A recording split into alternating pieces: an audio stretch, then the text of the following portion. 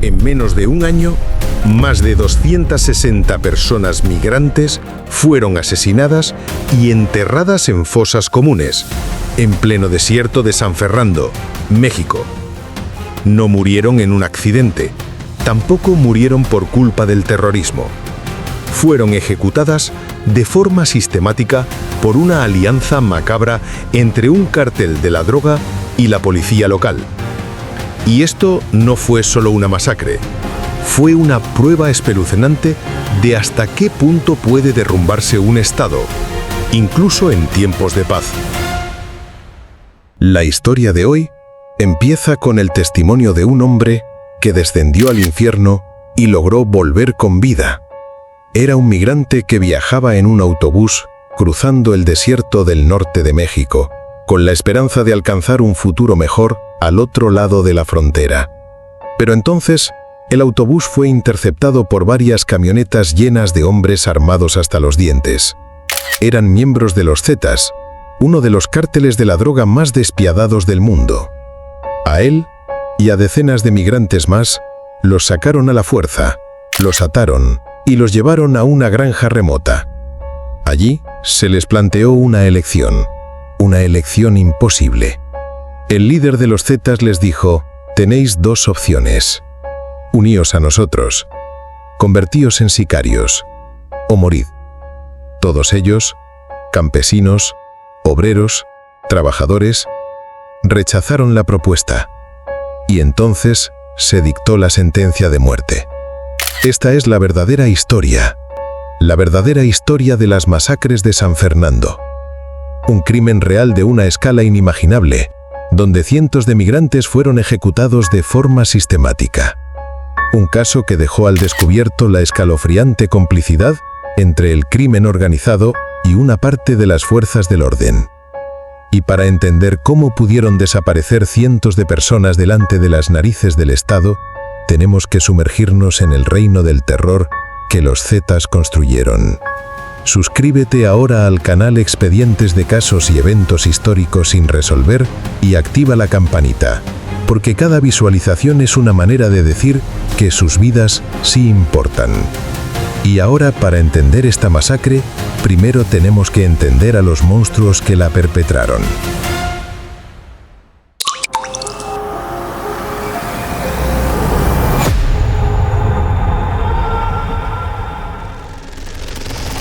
San Fernando, la masacre de migrantes que conmocionó al mundo. Para entender la brutalidad de la masacre de San Fernando, primero hay que entender quiénes eran los Zetas. Porque no eran un cártel cualquiera. Los Zetas nacieron a finales de los años 90, formados por un grupo de exmilitares de las Fuerzas Especiales del Ejército Mexicano. Hombres entrenados con la máxima disciplina y con tácticas de élite que desertaron para convertirse en mercenarios al servicio del Cártel del Golfo. Pero poco después, rompieron con sus jefes y fundaron su propia organización criminal. Los Zetas llevaron al mundo del crimen organizado la estrategia militar, la violencia sin límites y una disciplina de acero. Su método no era el sigilo, era el terror. No solo traficaban con drogas, controlaban todo. Secuestros, extorsiones, trata de personas, todo. Y en la década de 2010, el estado de Tamaulipas, donde se encuentra San Fernando, se convirtió en el principal campo de batalla entre los Zetas y sus antiguos aliados del Cártel del Golfo. Ambos grupos competían con la misma ferocidad por el dominio de las rutas migratorias. San Fernando estaba justo en medio de una de las carreteras más transitadas, un corredor migratorio por donde pasaban miles de personas desde Centroamérica y Sudamérica rumbo a Estados Unidos. Pero para los Zetas, esos migrantes no eran personas, eran recursos. Una fuente para reclutar soldados, a la fuerza. Una fuente para chantajear a sus familias al otro lado de la frontera. Y los que no servían para nada, se convertían en cuerpos que había que hacer desaparecer. Ese es el contexto que dio origen a uno de los capítulos más oscuros de la guerra contra el narco en México. Esto fue lo que ocurrió en el primer crimen que salió a la luz. En agosto del año 2010, un grupo de 72 migrantes procedentes de países como Honduras, El Salvador, Guatemala, Ecuador y Brasil fue secuestrado mientras viajaba en un autobús. Los llevaron a un almacén abandonado dentro de una finca en San Fernando. Allí los interrogaron y trataron de extorsionar a sus familias. También les ofrecieron una única salida: unirse al cártel, convertirse en sicarios. Pero los 72 lo rechazaron, todos. Y para los Zetas, ese no fue una afrenta imperdonable. Tenían que enviar un mensaje, uno claro, uno atroz. A las víctimas les vendaron los ojos, les ataron las manos y los pies. Luego los obligaron a arrodillarse, formando una larga fila, y uno por uno los sicarios de los Zetas caminaron por delante de ellos, disparándoles a quemarropa. Una ejecución masiva, fría, calculada, sistemática. Creyeron que nadie había sobrevivido, pero se equivocaban. Un hombre, originario de Ecuador, Luis Freddy Lala Pomavilla, recibió un disparo en el cuello y en la mandíbula, pero la bala no fue mortal.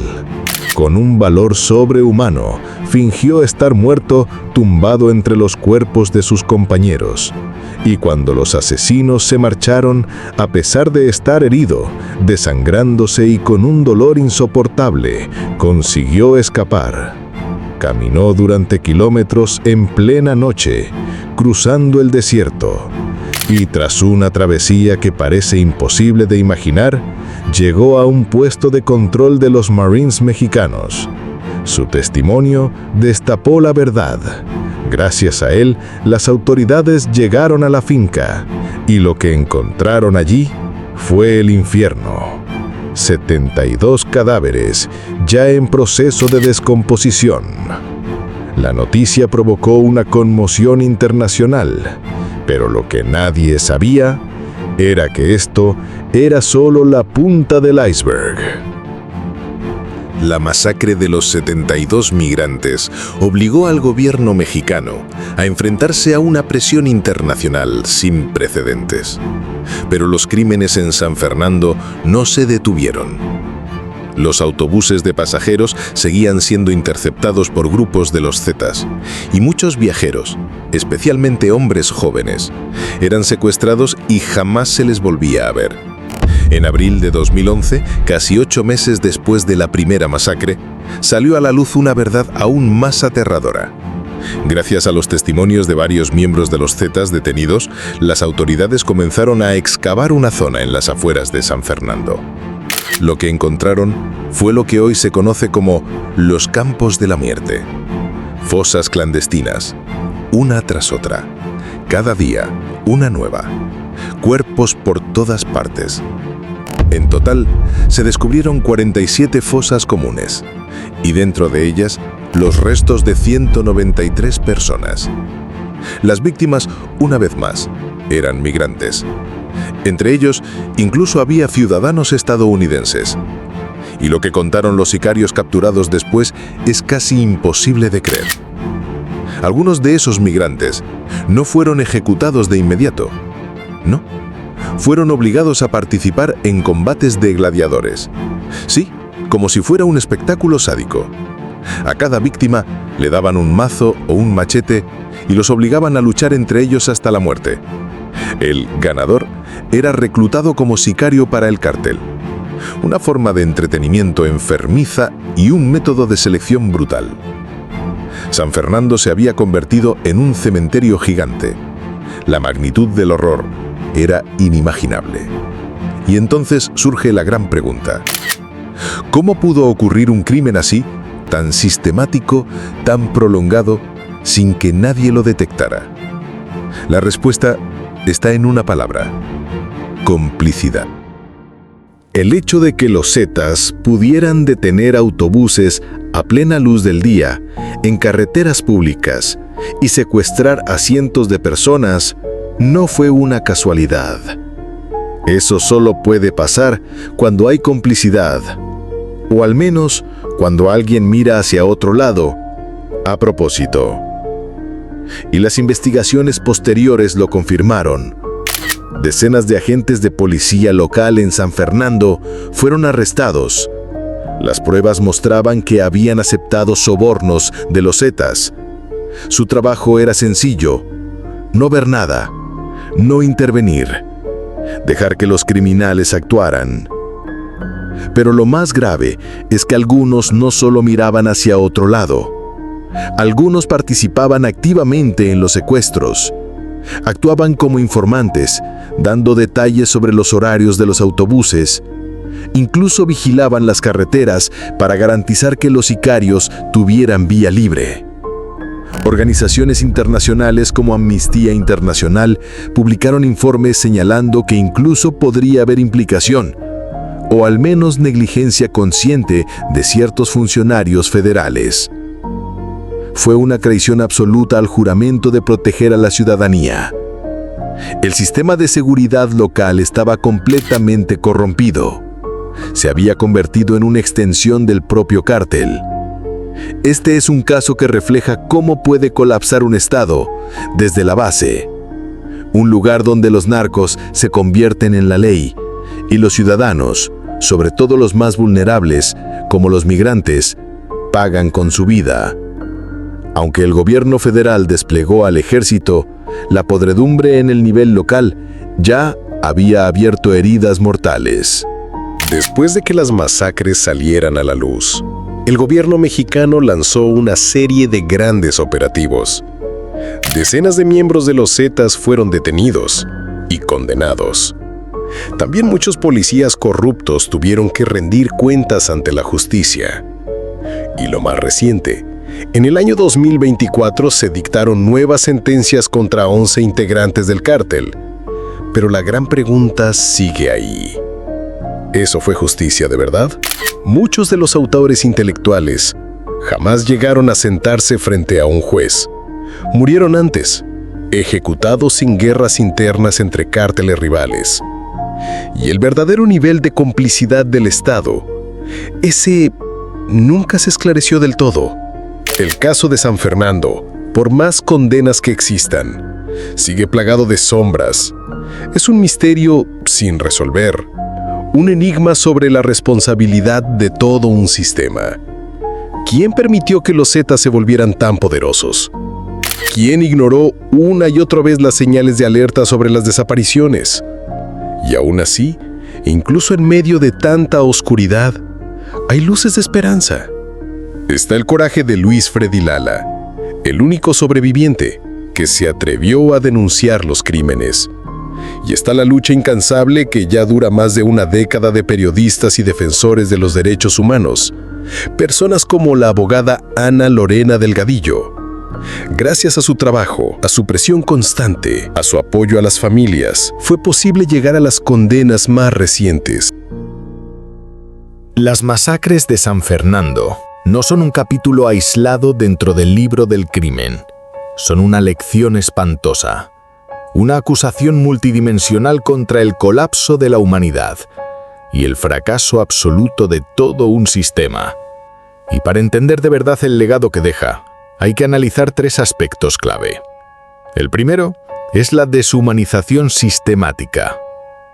Los migrantes, a los ojos de los cárteles y de una parte de la sociedad, dejaron de ser personas. Les quitaron el nombre, les borraron la nacionalidad, les arrebataron su historia, los convirtieron en mercancía, en recursos que se pueden exprimir, en simples números para extorsiones, en carne de cañón, futuros sicarios forzados a empuñar un arma. Y cuando conviertes a una persona en mercancía, deshacerte de ella cuando ya no sirve es lo más fácil del mundo.